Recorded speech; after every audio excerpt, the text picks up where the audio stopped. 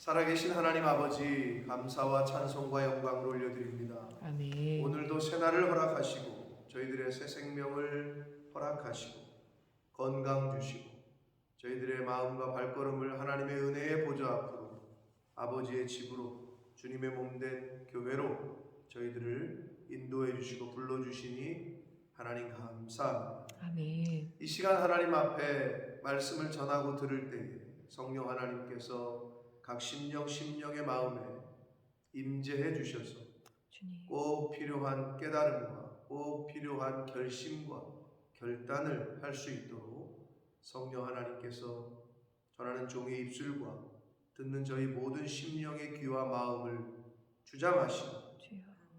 열어주시고 아멘. 함께해 주옵소서. 아멘. 예수 그리스도 이름으로 축복하며 기도 올려옵나이다. 아멘. 아멘.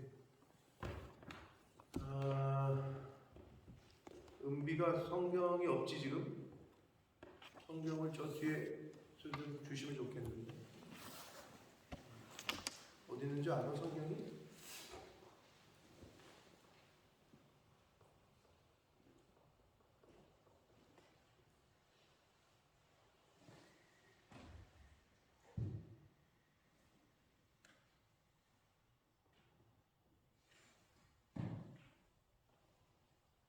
자, 본문이 열왕기상 구약성경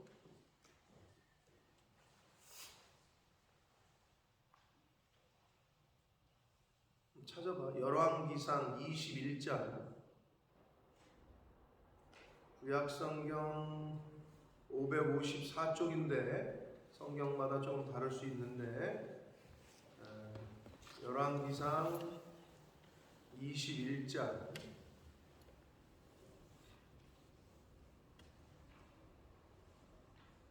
찾았어? 자, 오늘은 나봇의 포도원의 이야기입니다. 다른 포도원보다 유명한 포도원인데 나봇의 포도원에 관한 이야기다. 근데 오늘 이 나봇은 사람의 이름이고 나봇이 갖고 있었던 포도원에 관련된 그 이야기인데 오늘날로 말하면 권력형 비리에 해당하는 당시에 북이스라엘의 왕이었던 아합 왕이 한 백성이 갖고 있었던 포도원이 마음에 들어서 그 땅을, 그 포도원을 자신이 권력을 갖고 있었기 때문에 그 권력으로 그 포도원을 취하는 과정이 그려지고 있습니다. 근데 여기서 아합 왕이 어떤 사람인지가 더욱더 드러나고 있고 이 일이 발생한 시점이 1절에 보면 그 후에 이렇게 되어 있어요. 그 후에 이 일이 있었다라고 성경은 말해요. 그러면 그 후를 알아야 되잖아. 자, 그 후가 어떤 일이냐? 아람이라는 나라와 아람 왕 베나닷과의 1차, 2차 전쟁이 있은 이후에 이런 얘기예요. 그러면 아람과의 1차, 2차 전쟁에서 도저히 숫자적으로는 또 인간의 머리로는 이길 수 없는 10만 명 대 10,000명도 안 되는 약 7,232명 10,000명도 안 되는 10만 명 대 10,000명 10분의 1이 안 되는 인원으로 전쟁에서 승리를 했단 말이야. 뭐 10대 1의 전쟁과 같은 거죠. 싸움과. 그럼 상식적으로는 이해가 안 돼. 근데 하나님께서 그 10대 1의 전쟁에서 10만 명 대 10,000명이 안 되는 전쟁, 숫자적으로는 그래요. 그런데 전쟁에서 이기게 하셨어. 그것도 한 번도 아니고 2번이나. 그리고 벤하닷을 자기 마음대로 살려준 거에 대해서 하나님의 사람을 보내가지고 네가 이건 잘못했다. 그리고 너는 내 목숨은 벤하닷의 목숨을 대신하고 내 백성은 그의 백성을 대신할 것이다. 이런 신탁, 하나님의 그 멸망의 심판의 예언도 들은 상태예요. 그런 이후에라는 얘기예요. 자, 여러분, 그러면 일반적으로 하나님의 그런 이적과 경험, 기적을 경험하고 또 자신의 잘못에 대해서 하나님의 사람을 보내가지고 심판에 대한 경고의 메시지를 주셨고, 야, 그러면 야, 하나님 살아계시구나. 하나님이 모든 걸 감찰하시고 보고 계시구나. 정신 똑바로 차려야 되겠다. 이럴 것 같은데 그런 거를 경험한 아합 왕이 지금 이 일을 벌이고 있다. 성경을 여러분이 지금 한번 읽으셨는데 스토리가 딱 어떤 스토리인지 머릿속에 있으시면 듣기가 편하실 거고, 모르시면 나중에 집에 가서라도 한 번 더 읽으시는데, 쉽게 얘기하면 이거야. 성경 1절에 보면 이 나봇에게, 이스르엘이라는 거는 땅 이름이고 지역 이름이고, 그 나봇이라는 사람에게 이스라엘의 포도원이 있는데 사마리아의 왕 아합의 왕궁에서 가깝다. 여기서 재미난 거는 북이스라엘의 왕을 사마리아의 왕이라고 표현하고 있다. 오늘날로 말하면 대한민국의 대통령이 아니라 서울의 대통령이라고 말하는 것과 똑같다. 사마리아는 북이스라엘의 수도였기 때문에 사마리아의 왕이라는 표현을 쓰고 있는데, 북이스라엘의 왕 아합의 왕궁에서 가깝다 이렇게 되어 있어요. 자, 아합은 당시에 여러 기록에 의하면 굉장히 사치를 좋아하는 왕이었어요. 그래서 성경에 보면 사마리아 성을 상하로 꾸몄대. 상하궁으로 표현되고 있고, 그 사마리아 성, 원래 본성인 사마리아 성에서 얼마 떨어져 있지 않은 약 40km 정도 거리에 떨어져 있는 곳에 별장 같은 별궁을 지었단 말이에요. 그게 오늘 여기 1절에 나오는 아합의 왕궁에서 가깝더니 이렇게 돼 있는데, 이 왕궁은 별궁이에요. 대한민국의 대통령이 계신 곳이 어디예요? 청와대. 청와대죠. 청와대의 별장이 어디였죠? 잘 모르시죠? 오영국에 오래 사시니까. 청남대라고 들어보셨나? 청남대. 자, 거기는 이제 일반 백성들, 일반 국민들에게 오픈을 다 시켰어요. 이제는 다 돌려줘야 된다 뭐 이런 의미로. 아무튼 옛날에는 일반 사람은 들어가지 못하던 청남대라는 곳이 있어요. 그것처럼 사마리아 성의 본성이 있는데 약 40km 떨어진 곳에 별궁을 갖고 있었단 말이야. 그 별궁 근처에 나봇이라는 사람이 갖고 있었던 포도원이 있었던 거지. 그런데 이 왕이 원래 사치가 심해. 근데 보니까 자기 왕궁 별궁 옆에 있는 포도원이 아주 딱 좋아, 마음에 들어. 그래서 알아보니까 나봇 거래, 나봇이라는 사람 거래. 그래서 그 사람을 불러가지고 나름대로 아주 젠틀하게 제안을 해. 내가 이 정도 금액을 쳐줄 테니 그러면 막 시세보다 높게 쳐줬을까 적게 줬을까? 당연히 많이 줬겠지. 많이 불렀겠지. 그러니 이거 넘겨라 나한테.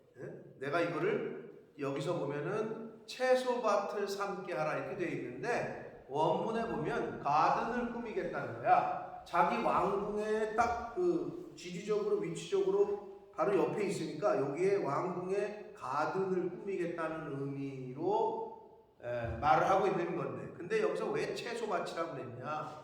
이게 좀 문학적인 표현의 그 어떤 저기가 있어요. 그게 무슨 말이냐?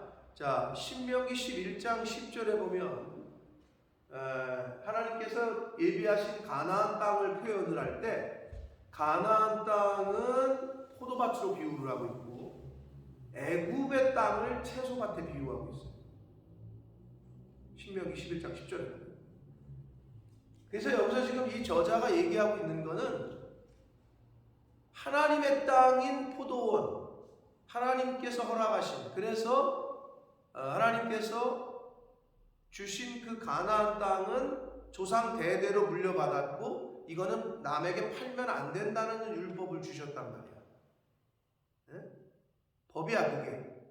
그래서 나봇도 잘 알고 있었어. 근데 지금 이 아합 왕은 채소밭으로 꾸미겠다 이렇게 번역을 했는데 그 미닝은 뭐냐? 애굽의 어떤 그 우상 숭배하는 그 애굽의 채소밭과 가나안 땅의 포도원 이거를 상기시키게끔 이렇게 표현한 거예요. 자, 그래서 나봇에게 많은 금액을 주면서 달라고 했더니 안 판대. 그 안 파는 이유가 뭐냐? 3절을 보시면 나봇이 아합에게 말합니다. 아합은 지금 왕이야. 내 조상의 유산, 내 대대로부터 물려받은 거지 그 땅을. 왕에게 주기를 여호와께서 금하실지로다 라고 개역 개정이 번역을 했는데 번역이 좀 어려워요. 직역하면 뭐냐? 이렇게 됩니다.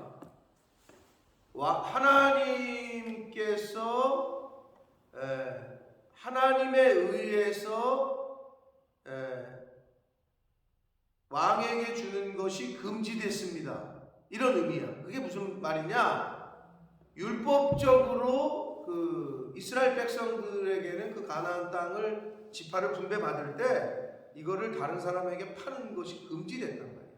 그러면 나봇이 그거를 잘 교육받았고 그 율법을 잘 지키고 있는 사람이고 결국 하나님을 경외하고 하나님을 잘 믿고 하나님의 율법을 지키는 사람, 하나님을 두려워하는 사람인 것을 알 수 있습니다. 왜 그러느냐? 하나님의 말씀을 지키고 하나님을 두려워하니까 눈앞에 있는 왕이야. 왕에게 흰기를 건드리면 뭐 예나 지금이나 뭐 오늘날은 좀 덜합니다만은 쥐두새도 없이 없어질 때가 있었어. 우리나라는. 왕에게 잘못 보이면 뭐 옛날에는 말할 것도 없고 불과 몇십 년 전까지만 해도 우리나라도 쥐두새도 모르게 없어져 사람이. 어떻게 어디 가서 죽었는지도 몰라. 그런 시대가 있었다고 우리나라도. 하물며 뭐 이때는 어떻겠어요. 그런데 이 나봇이 아주 당당하게 얘기를 해요. 하나님에 의해서 이건 금지된 겁니다. 하나님의 율법에 하나님께서 주신 이 땅을 파는 게 금지됐다 라고 이야기하고 있는 거예요. 자, 그러자 그 이야기를 들은 아합 왕의 모습이 가관이야. 그 얘기를 듣자 집으로 사마리아 성으로 돌아가서 식음을 전폐하고 밥을 안 먹고 침상에 누웠대.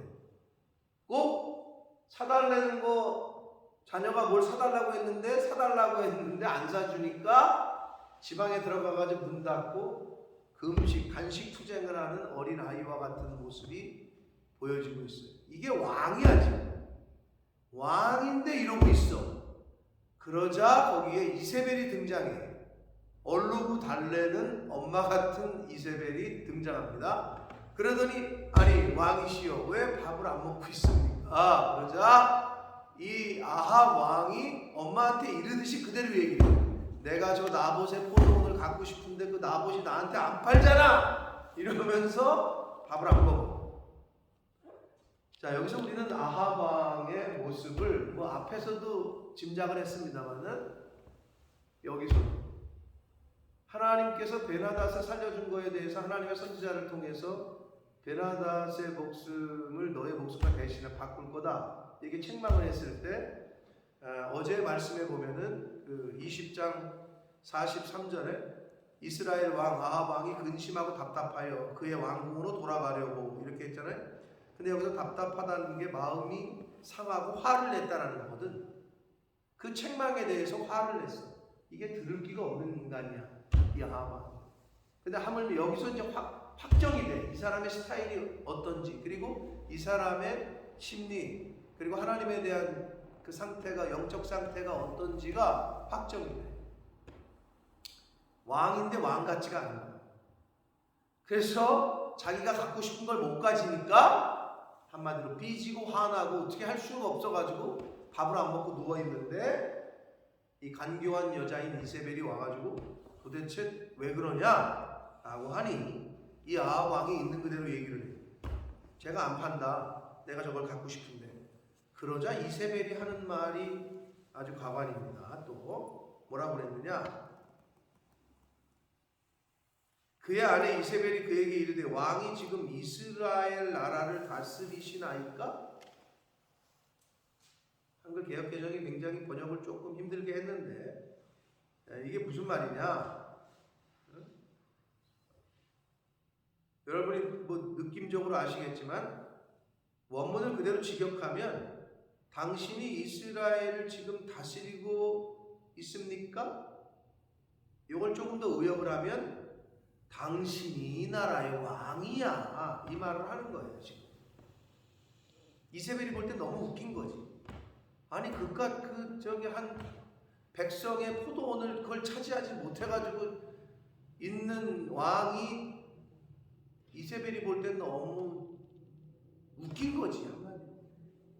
자, 그런데 여기서 우리가 하나 또 그냥 넘어가면 안 될 게 뭐냐면 아합 왕이 이세벨에게 고자질을 할 때 어떻게 하고 있냐면 6절을 보시면 왕이 그에게 이르되 내가 이스라엘 사람 나봇에게 바꾸거나 만일 말하여 이르기를 네 포도원을 내게 주되 돈으로 바꾸거나 만일 내가 좋아하면 내가 그 대신에 포도원을 내게 주리라 한즉 그러면서 말하기를 나봇이 대답하기를 자기에게 이렇게 대답했다는 거지. 내가 내 포도원을 내게 주지 아니하겠노라. 어떻게 보면 나봇이 왕의 명령을 거역한 것처럼 고자질을 하는 거야 이세벨에게. 근데 어떻게 보면 나봇이 말하기를 내가 내 포도원을 내게 주지 않겠다.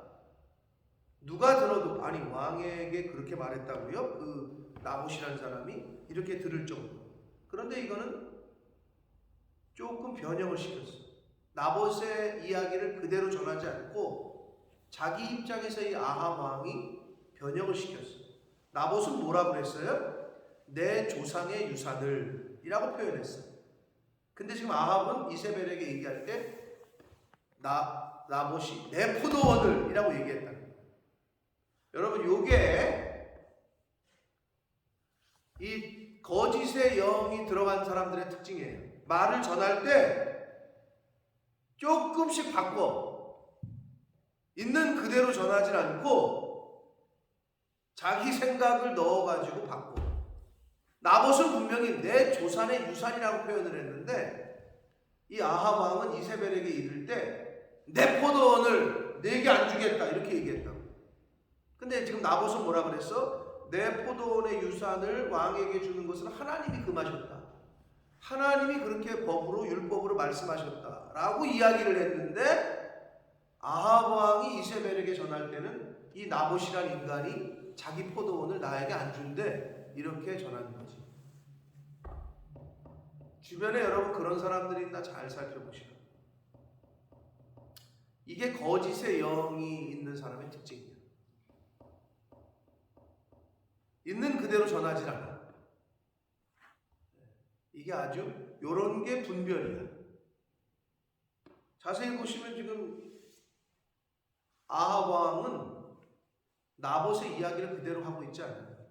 자기 입장에서 해석을 해가지고 전하고 있지.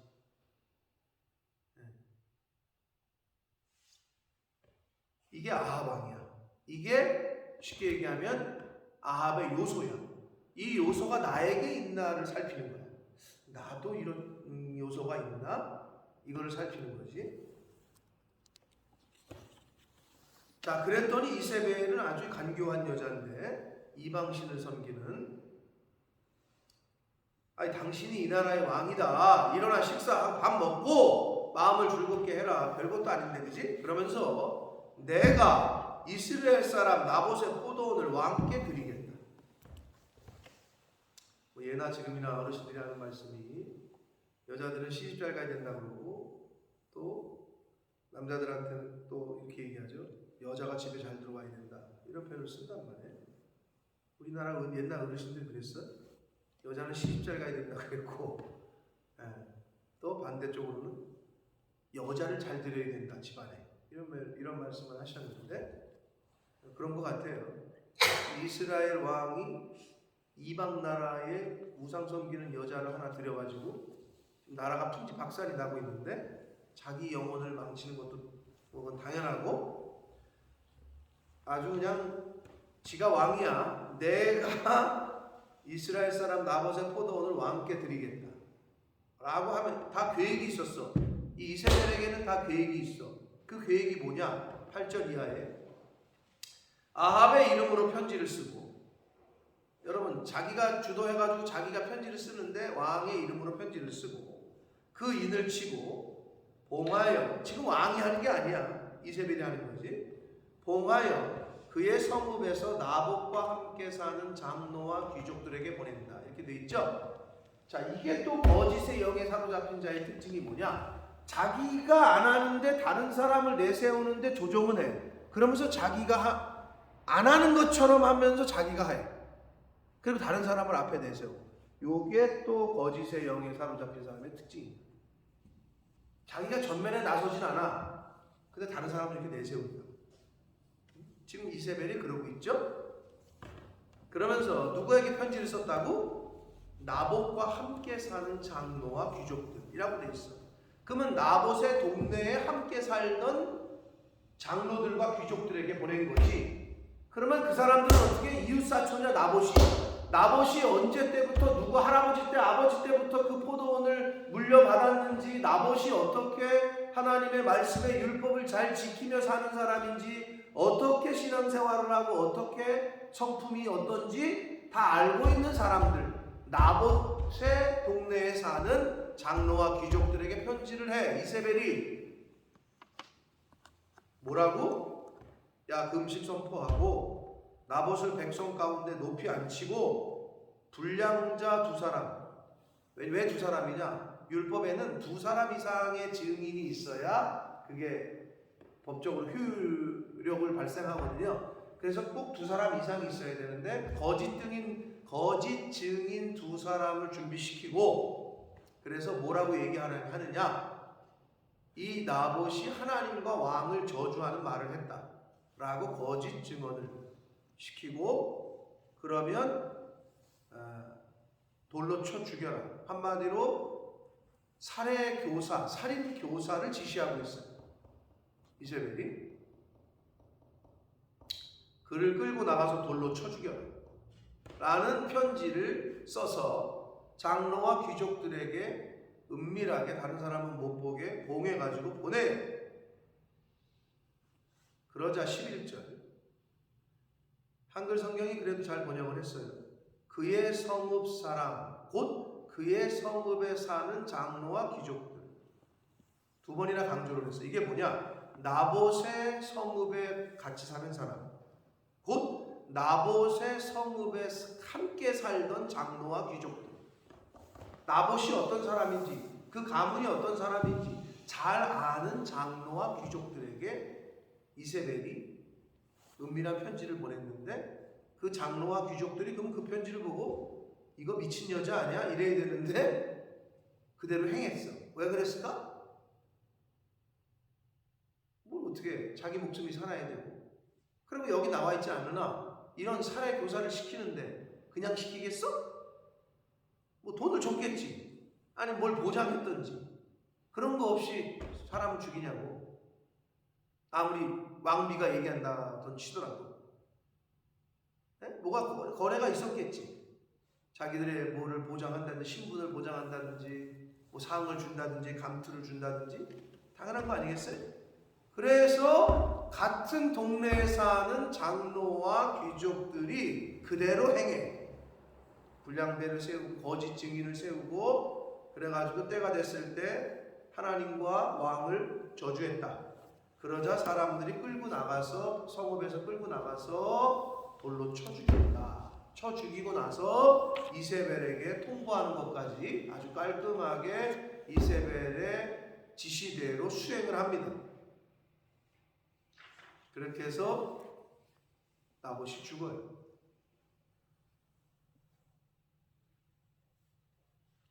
그래가지고 이세벨이 그 소식을 듣고 왕에게 쪼르륵 달려가서 이제 가서 그 당신이 원하는 나봇의 포도원을 차지하십시오.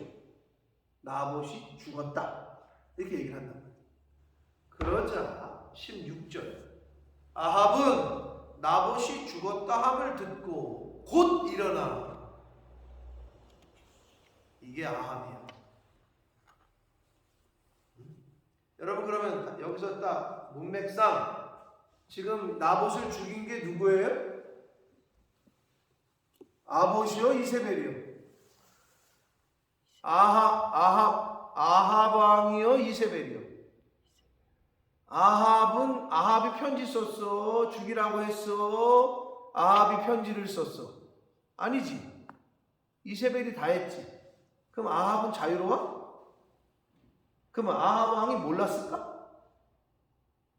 몰랐으면 나봇이 죽었다고? 아니 왜 죽었대? 놀래기라도 해야 되는데 나봇이 죽었으니 나봇의 포도원을 차지해라. 그랬더니 곧 일어나 이렇게 돼 있어. 아주 즉각적으로 반응을 한 거야. 그리고 바로 이스라엘로 내려가. 그 포도원을 뺏기 위해서. 아합은 다 알고 있었던 거죠. 아합이나 이세벨이나 이세벨도 무서운 여자지만 아합은 더 나쁜 놈이지. 왕의 자격이 없는 사람이지. 차라리 직접 지가 뭐 명령을 내리든지 삐져가지고 방에 들어가서 밥이나 안 먹고 앉아있고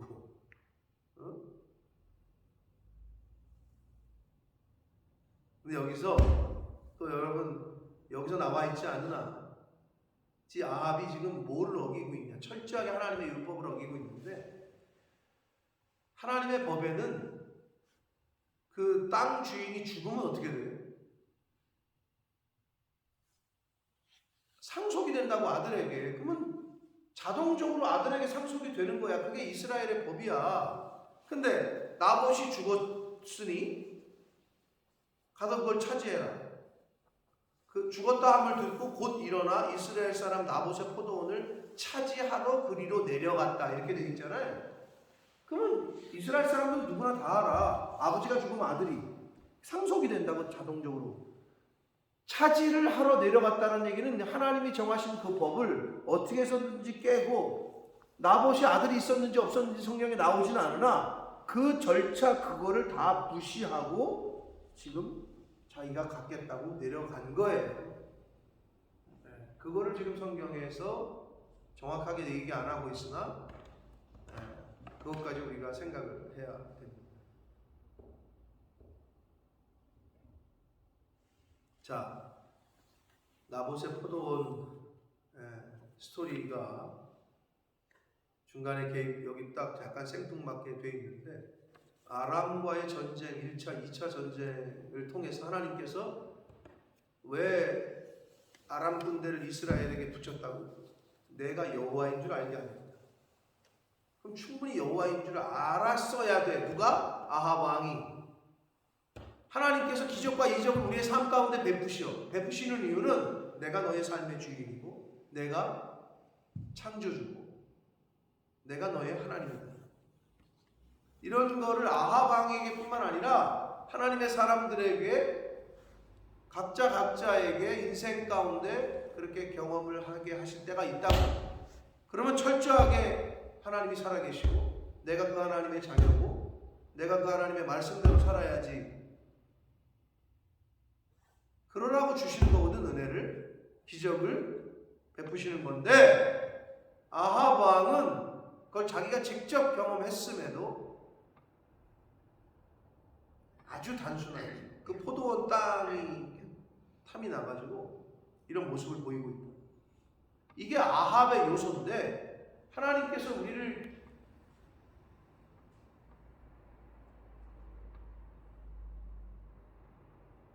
오늘날까지 살게 하셨어요. 생명을 연장시켜서 우리가 오늘 하루를 또 맞이했는데 우리가 살고 있는 이 땅이 아닌 지구의 여러 곳에서는 내일은 내가 살 수 있을까? 내가 내일은 먹을 게 있을까? 내일은 내가 포탄을 피할 수 있을까? 생과 사를 오가는 사람들이 너무 많아요. 근데 우리는 너무 평화로운 게 살다 보니까 그냥 이 삶이 당연한 것으로 여기는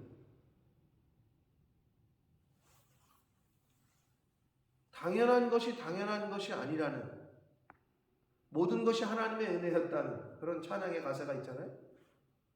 당연한 것이 아니었어. 그런데도 아합의 요소가 우리에게 있어서 뭐 하나 내 마음대로 저거 못 샀다고, 저거 못 가졌다고. 진짜 별것도 아니잖아, 목숨과 비하면. 근데 이 왕이라는 작자가 그 포도원 땅을 못 가져가지고 다른 사람을 죽이면서까지도 이걸 빼앗잖아. 이 요소가 나에게도 있을 수 있다는 거지. 그러니까 아합의 요소가 나한테 있나를 꾸준하게 성경을 통해서 이렇게 필터링을 해야 되는 거지. 안 그러면 우리도 충분히 이럴 수 있다니까.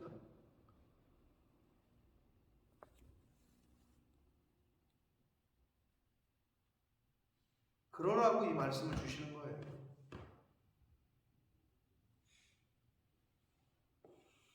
내가 갖고 싶은데, 내가 원하는데 못 갖는 거 있어요 혹시?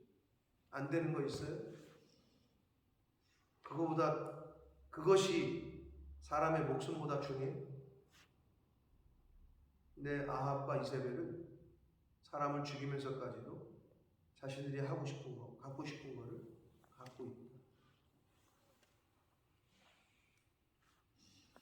다시 말씀드리지만 이게 나에게 있는 요소, 나에게는 없는지를 살펴야 됩니다. 사랑하는 성도 여러분, 어리석은 자는 여러 가지 특징이 있는데 오늘 성경의 말씀에 비춰서 본다면 어리석은 자는 책망을 쉽게 잊어버립니다. 책망을 하고 가르침을 쉽게 잊어버립니다. 잠언 29장 1절에는 이렇게 말씀합니다. 자주 책망을 받으면서도 목이 곧은 사람은 갑자기 패망을 당하고 피하지 못할 것이다. 책망을 받을 때는 감사해야 된다니까.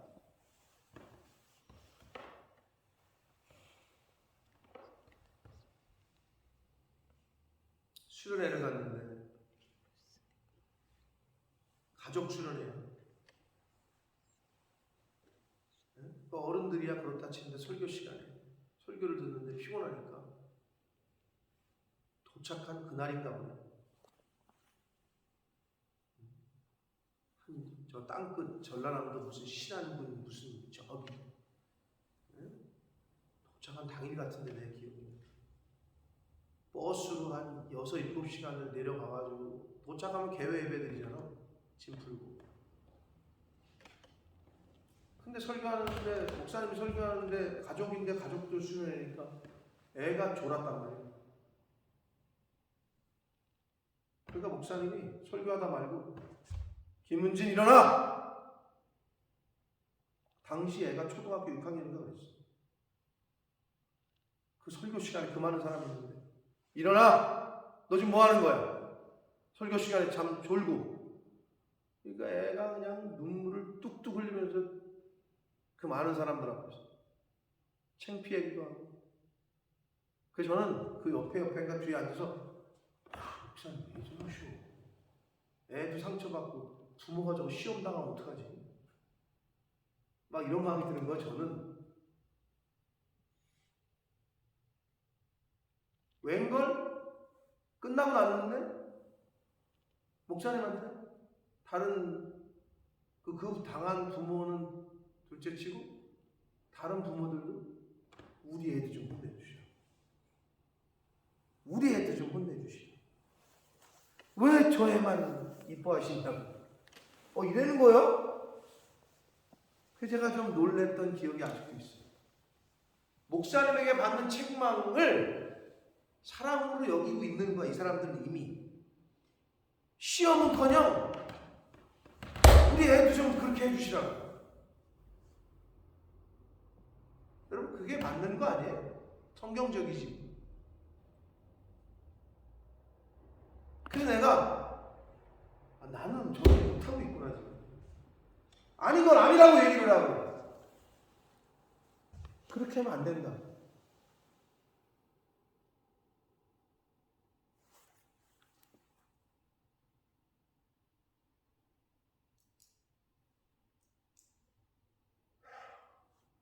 여러분 저를 위해서 기도해 주셔야 돼요. 번민이 많아요. 분명히 저렇게 하면 안 되는데 가서 얘기를 해주고 싶어. 이 얘기도 해. 근데 어떤 말이 되는지 알아? 성경에서 어떤 말씀이 있어요? 미련한 자를 가르치지 말래. 깨닫지 못하고 오히려 지금 이 얘기를 들을 상태인지 아닌지를 늘 번민을 해요. 얘기해주면 그걸 들어서 돌이켜야 되는데 아직은 들을 단계가 아닌가 보다 하고 넘어가.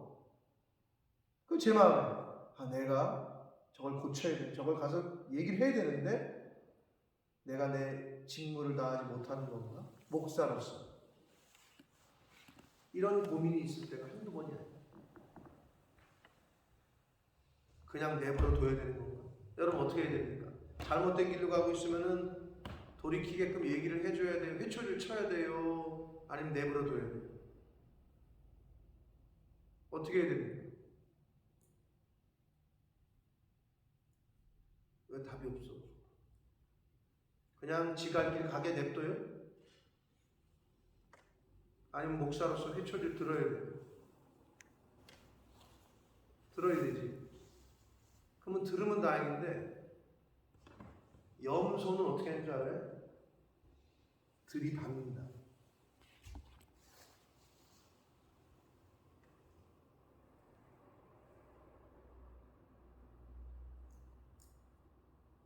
그래서 번민이 많아져요. 그냥 둬야 되는 거지. 하고 싶은 대로 하는.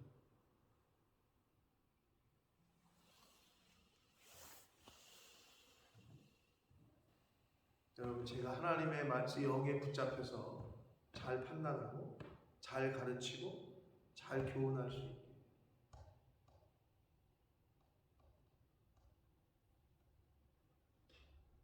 그래야 서로 살아. 안 그러면 서로 만나. 물론 교회의 질서를 어지럽히고 다른 교회에 어떤 부정적인 영향을 끼칠 때에는 그때는 그 사람 한 사람의 문제가 아니기 때문에 그때는 당연히 더 얘기를 해야 되겠죠. 선을 그어야 되겠지. 자를 걸 잘라야 되겠지. 그럼에도 불구하고 아무튼 고민이 많을 때가 있다. 그러니까 책망을 받는 건 징계를 받지 않는 자는 사생자라고까지 얘기하고 있어. 여러분 이렇게 생각하시면 돼요. 내가 이렇게까지 하는데도 목사님이 가만히 계시네. 여러분 내가 막 가는데 하나님이 나를 징계를 안 하셔. 그럼 어떤 생각이 들어요? 여러분도 아마 느낄 거야. 내가 막 이렇게까지 하는데 부모님이 아무 말을 안 해. 당연히 나 오늘 죽었다 라고 들어봤는데 부모님이 아무 말을 안 해. 그럼 어떻게 해? 마음이 더 무섭죠 그게. 그런 거야. 벼락이 내릴 짓을 했는데 벼락이 안 내려. 여러분 더 무서워. 왜? 하나님이 나를 버리셨다. 은비야 사랑의 반대말이 뭐라고? 몰라? 사랑의 반대말은 여러 가지가 있는데 무관심. 그게 진짜 사랑의 반대말. 좌로 가건 우로 가건 앞으로 가건 뒤로 가건 관심이 없어. 그러나 사랑하면 어떻게 되는 거예요? 관심이 있어. 근데 반대말은 관심이 없다는 건 사랑이 없다. 교회에 하나님에 대하여 목회자에 대하여 관심이 있다는 것은 사랑이 있다. 그런데 아무 관심이 없다. 사랑이 없다. 하나님이 저와 여러분에게 사랑하셔서 징계하시는 거고 사랑하셔서 책망하시는 겁니다. 그걸 믿으십니까? 그걸 믿는 사람의 반응을 내가 똑똑히 봤다고. 야, 그 많은 사람 앞에서 과연 그렇게 창피를 줬는데 자기 딸을 그 부모의 반응과 그 주변에 있는 사람들의 반응을 보고 야, 이게 진짜인데 이렇게 돼야 되는데 근데 일반적으로 어떻게 아니 목사님 어떻게 그 많은 사람들 앞에서 우리 애를 그렇게 창피를 줘요? 이래고 아마 짐 싸들고 갔을 사람들이 많이 있어. 그게 거기까지인 거지. 신앙의 한계인 거지. 자, 오늘 아합의 이 모습을 통해서 어떻게 이럴 수 있을까라는 생각이 들 정도로 한 나라의 왕이 그러나 이 요소가 우리 인간들에게 특히 나에게도 있을 수 있음을 깨달으시고 요즘 많이 보지 않습니까? 자기가 원하는 땅 뭐 얻기 위해서 뭐 이렇게 분쟁이 붙었을 때 사람 시켜가지고 죽이잖아요, 진짜로. 이 살인 교사하는 거 이건 뭐 청부살인, 아내가 남편을, 남편이 아내를, 자식이 부모를 어떻게 그런 일이 일어나고 있죠, 우리 주변에 하도 많이. 그게 아합이야. 그게 이세벨이야. 주변에 많아요. 근데 중요한 건 그 요소가 나에게도 있음을 깨달으시고 처음부터 아합과 이세벨은 아니었을 거예요. 그 사람들도. 처음부터 사람 죽이고 교사하려고 그런 사람이 어디 있어요? 살다 보니 이게 분별이 안 되고 욕심이 커지니 탐심이 커지니 저걸 죽여서라도 가져야 되겠다. 그러니까 이런 짓, 그게 아합이고 그게 이세벨이다. 그런데 중요한 건 다시 말씀드려요. 나에게도 있을 수 있다. 늘 명심하시고 늘 하나님 앞에서 그런 요소가 있거든 발견이 되거든 잘라내시고 그런 요소를 하나님께서 말씀을 통해서 또 하나님의 사람들을 통해서 말해주실 때 어떻게 감사함으로 받고 고치려고 노력해야지 대적하거나 그렇게 되면 가장 어리석은 사람. 어리석은 사람은 책망을 쉽게 잊어버립니다. 바라기는 하나님의 말씀으로 늘 하나님과 가까이 하셔서 말씀을 통해 교훈하시는 것을 다시 한번 말씀드리지만 하나님의 말씀을 나에게 적용시키지 자꾸 다른 사람들에게 여기 봐 이렇게 써져 있잖아 당신 이런 짓 하지 마. 나에게만 적용시키라. 자꾸 성경을 가지고 다른 사람에게 잣대를 들이대지 말라고. 나 고치는 게 신앙생활이라고. 아멘. 내가 고쳐지면 다른 사람 고쳐져. 근데 자꾸 거꾸로 생각하지 마. 다른 사람을 고치려 들어. 심지어는 아버지를 고치려고 들어. 그러니까 하나님을 고치려고 들지. 하나님 이거 잘못된 것 같은데 이번 일은 아닌 것 같은데 이러면서 그러니까 목사도 고치려고 들지.